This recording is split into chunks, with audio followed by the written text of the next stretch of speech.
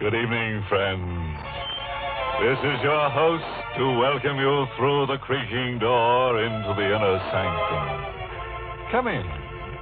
Come on in and join my wispy white friend. Oh, you're shivering. Cold? Well, don't let it throw you. Just remember that many are cold, but few are frozen. Oh, yes, your sheet is reserved for you. But please don't tear it. Remember the high ghost of living. Now, if you've got some time to kill, let's kill it.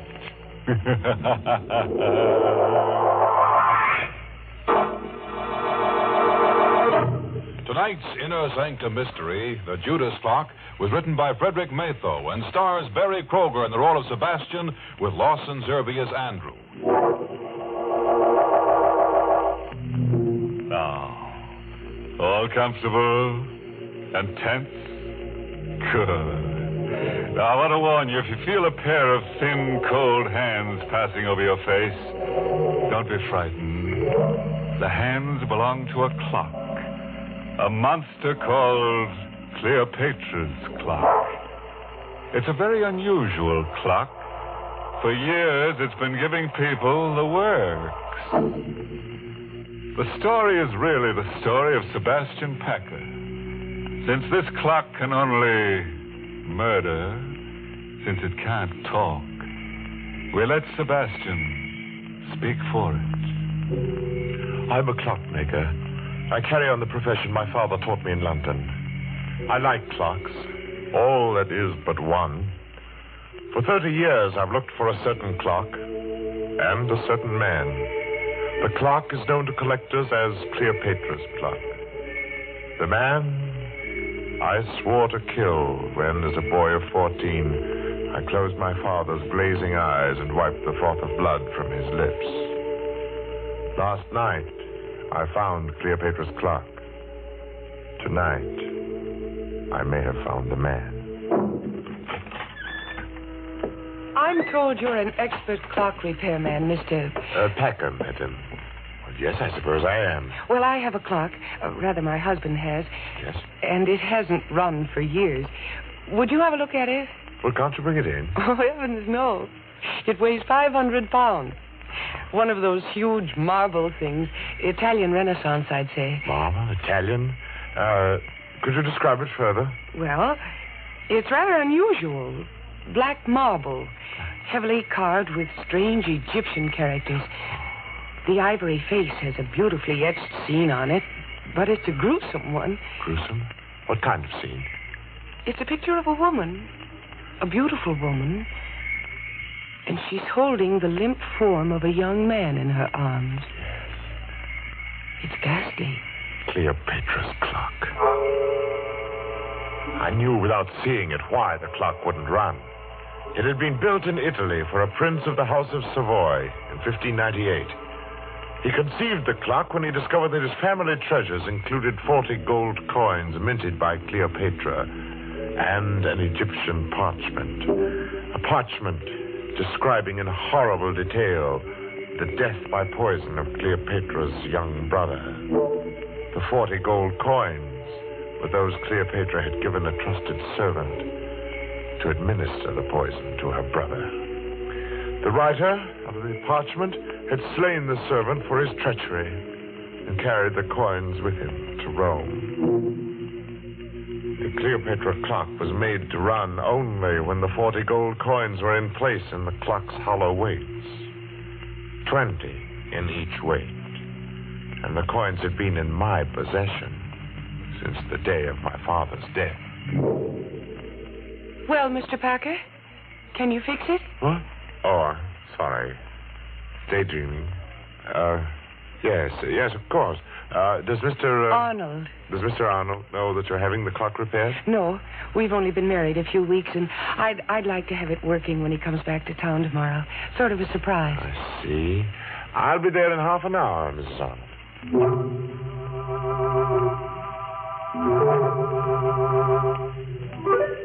So last night I went to the Arnold house, and I found Cleopatra's clock again.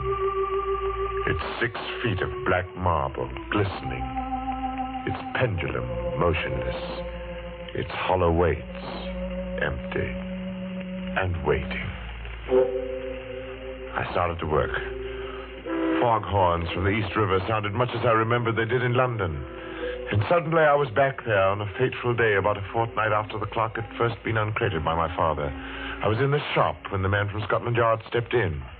He walked straight to the clock and stared at it. Good afternoon, sir. Does the clock interest you? Very much. When did you acquire it?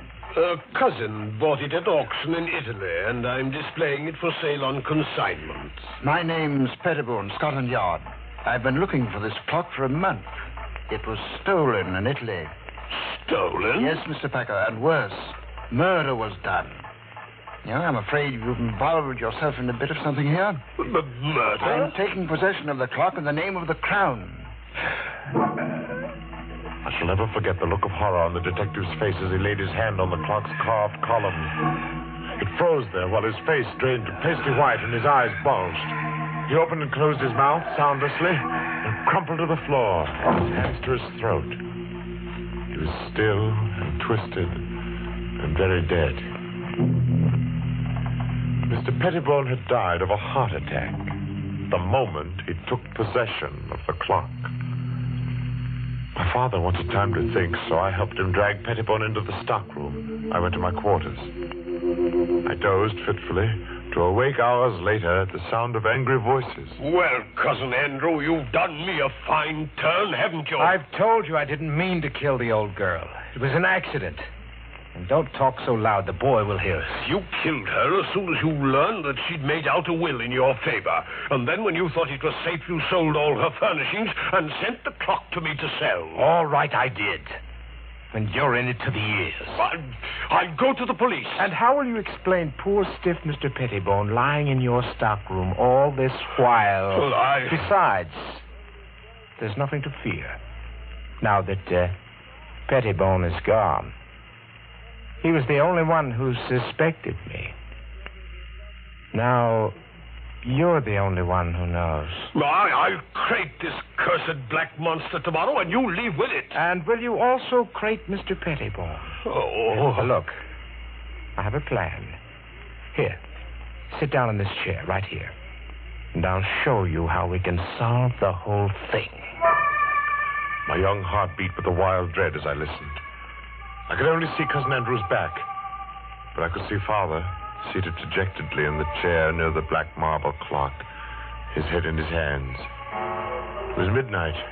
All the clocks in the shop began striking the hour, and louder than all the rest was the chime of the evil clock.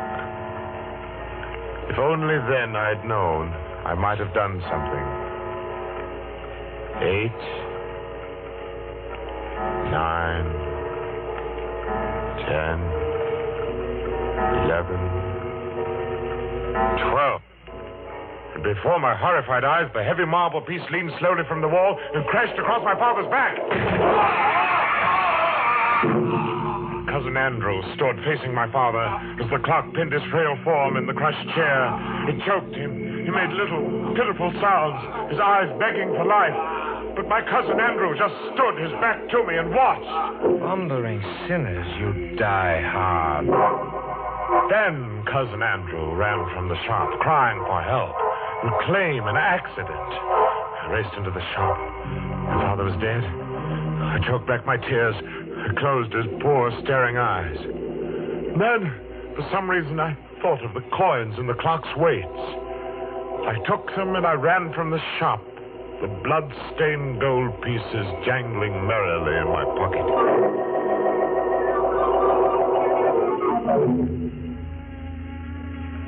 Armed with the notion that the coins were of value and the definite notion that I must eat, I approached one of the many dingy little curio shops in the Limehouse district. I stepped through the fog toward a shop where a dim light burned in the rear. Every inch of wall and ceiling was hung with curios, old armor, swords, shields.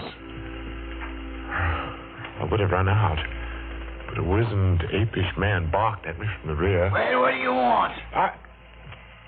I have something to sell. What have you got? I have 40 gold pieces, sir. They're supposed to have been the coins Cleopatra paid a servant to poison her brother. I twist the scrawny neck off of you. You're pulling my leg, eh? Oh, no, sir, I'm not pulling your leg, sir. Here they are. Blimey. Gold, right enough. Where did you cop them? I didn't steal them. They belonged to my father. Oh, it's a likely tale. Will you buy them, sir? Oh, buy 'em, he says. Buy 'em.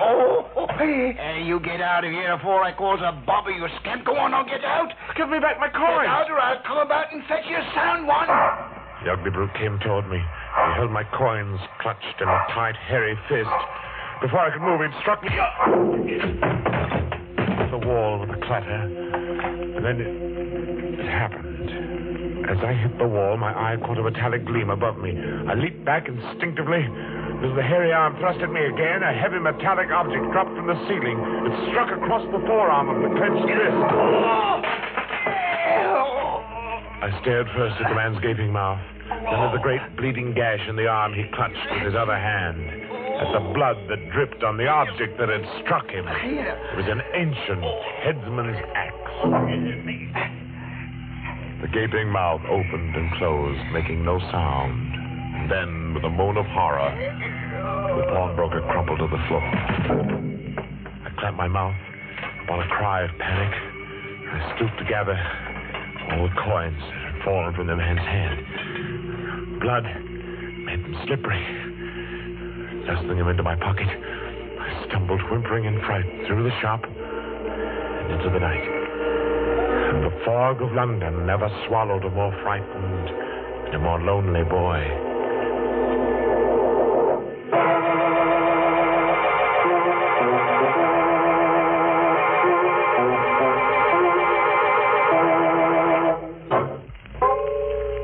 I hadn't touched those horrible coins since the day the storekeeper's wrist had been cut by the falling headsman's axe. By now, I half believed the legend that evil followed them. I began to feel that the only way I could escape their curse was to find the Cleopatra clock and put the coins back in the hollow weights where they belonged. One day, as I read the notices in the Times, my heart skipped a beat. Auction of clocks at Chopin Place auction rooms, Saturday at 7. Rare items, one of them, fine Italian Renaissance piece of black marble. Rare treat for collectors. Come early. I went early. I was the auction room's first visitor. At the rear of the shop, a balding, dim-lit-eyed man looked up, appraised me as poor in prospects, and turned back to his paper. I felt the 40 gold coins in my pocket as I sauntered casually towards the black, gleaming clock. Other clocks about were ticking. Only the pendulum of the Egyptian clock remained motionless. As I cautiously opened the glass door of the clock to reach for the hollow weights, I seemed to hear my father's words again. It's an evil clock, son. Evil as Satan himself. I reached for one of the weights, my intention being to unscrew the cap of the weight quickly and to replace the coin. But I saw something I'd never noticed before. Directly beneath the right-hand weight was a small, round, flat bit of metal set into the floor of the pendulum box. It startled me. I looked over my shoulder towards the man in the rear. He was watching me. I had the unhooked weight in my hand within the clock. I'd have to work fast now to replace the coins. My fingers were sweaty with excitement. The weight slipped. It fell directly on the metal piece beneath it. I say, what are you doing there? Leave at me! I paid no attention to the man now coming toward me because something was happening within the clock. A whirring sound of wheels turning perhaps. And then in open-mouthed wonder, I watched the supporting panel in the front of the clock suddenly start to rise on hinges. The clock was off balance. The clock moved forward ponderously, and I stood there transfixed in the path of a black marble monster. Falling! Look out, you idiot! I jumped to one side. Idiot! Bender! Waited for no more. I ran for the street. Help! Thief! The coins jangled merrily in my pocket as before. I was where I had started, only as I ran, I knew My father had been murdered, and I knew how. And I knew who had done it.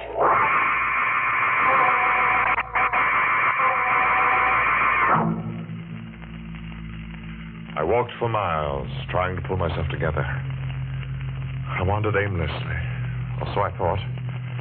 But fate had traced my path before me, because I was startled to find myself staring into the shop window of a rare coin dealer named Megaroyd. I walked into the shop. Mr. Megaroyd seemed a nice little man. He smiled a bit quizzically at my firm belief that I possessed the betrayal coins of Cleopatra. I poured them on his counter. Oh, I say, you could be right, you know. These are the right era. Oh, I say, suppose they were. Let me put a glass to them.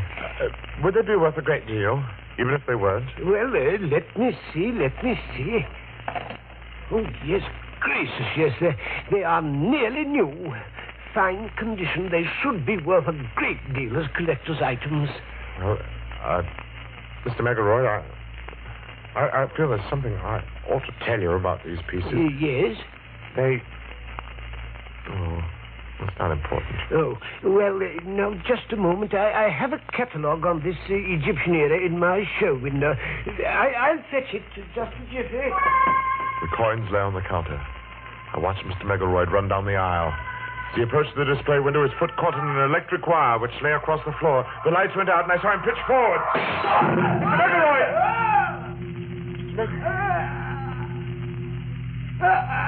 The street light peered through the broken plate glass. It made across a grotesquely sprawled form in the shop window. I needed no more light than there was to see what had happened. The upper half of the heavy plate glass had broken and dropped flat against the solid lower half. Mr. Megaroyd lay as the pawn shopkeeper had, holding with one hand the bleeding forearm he had pushed through his plate glass window as he tripped. The gold coins were on the floor, covered with blood once again.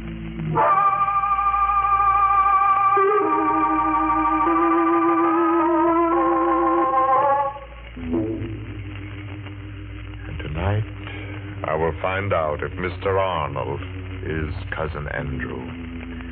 If he is, I shall feel no remorse in killing him. While working to repair the clock last night, I discovered that my father's accidental death had been a well-conceived, diabolical murder. If the right-hand weight was heavier than normal, thus reached the floor of the clock on the 12th stroke of midnight, it tripped a trigger, which collapsed the base of the clock and caused it to fall forward. My father had died on the 12th stroke of midnight. Have you finished, Mr. Packer? No, Mrs. Arnold. I'll have to come back tomorrow night. What time do you expect Mr. Arnold tomorrow? Oh, about 11, I'd say. Will you be finished by then? Well, I think so. I'll have to take these weights to the shop with me, though. Something has to be added.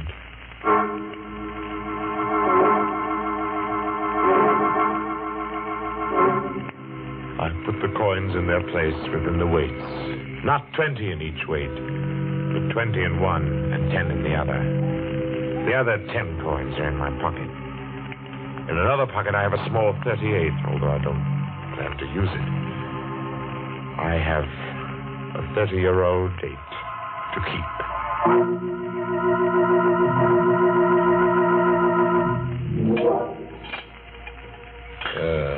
Think you'll have it fixed in time to strike midnight? Oh, yes, Mr. Arnold. It will strike at midnight. There we are. Weights are in place now. And let's see, it's exactly 5 minutes before midnight.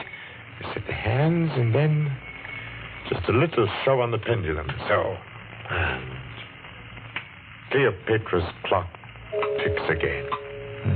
It wakes from a 30-year sleep, eh? Cousin Sebastian? Cousin? Well, that's what I wanted to tell you. My wife told me your father owned this clock in London. Yes. Then I was your father's cousin. So you are Sebastian Packer. The little boy who ran away that night. And you were Cousin Andrew. Yes. But seriously, I don't know how much you know of that horrible night when your father was killed.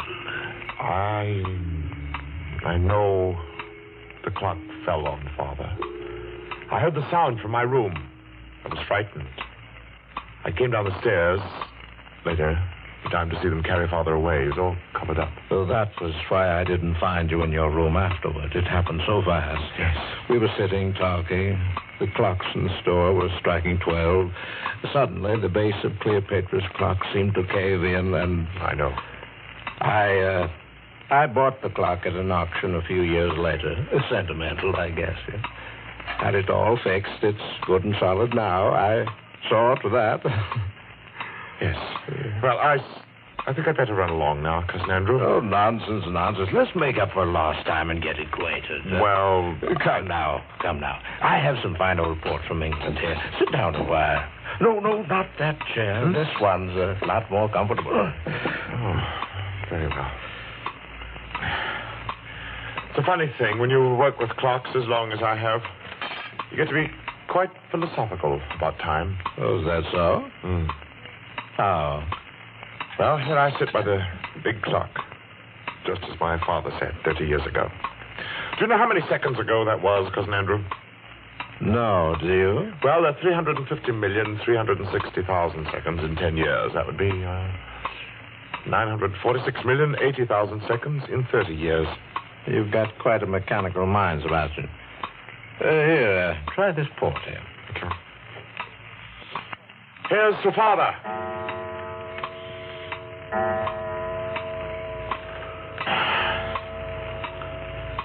What's the matter, Cousin Andrew? Are you ill? No. Your face is drawn and gray. Shut up.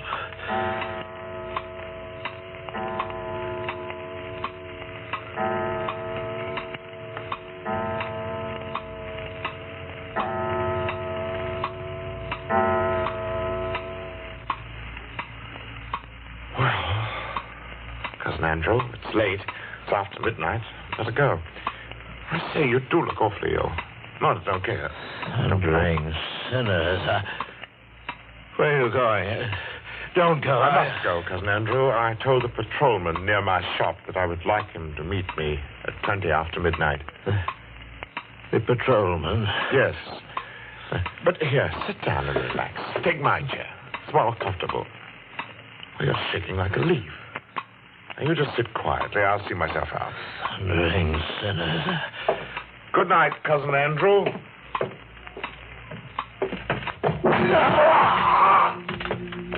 Sebastian! Get it out! Get the clock on me! You die hard, too, don't you? It was just a matter of timing. I set the hand a minute fast, and the weight didn't touch your clever little spring device till just now because it's lighter by 10 pieces of blood-stained gold from the coffers of another murderer, Cleopatra.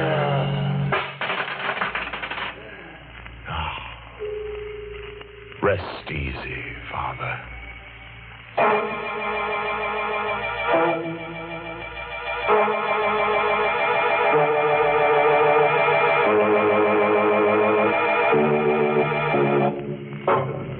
And a fine chime was had by all.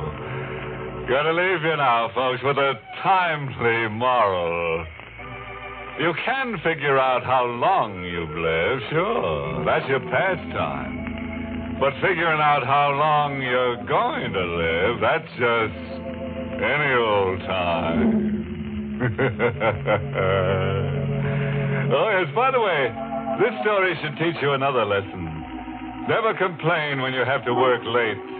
Remember that overtime is certainly better than undertime.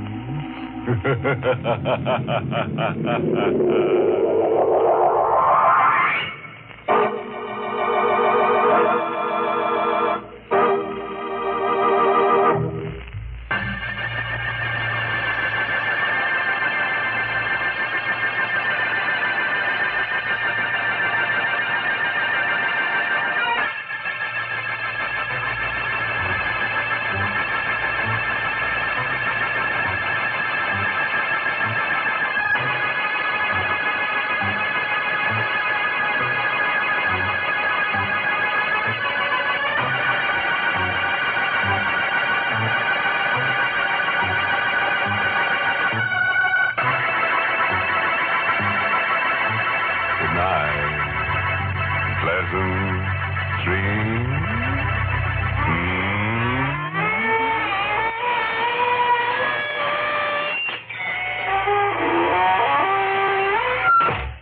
Inner Sanctum was heard in the United States over CBS, the Columbia Broadcasting System, and has been rebroadcast for servicemen and women overseas. This is the United States Armed Forces Radio Service, the voice of information and education.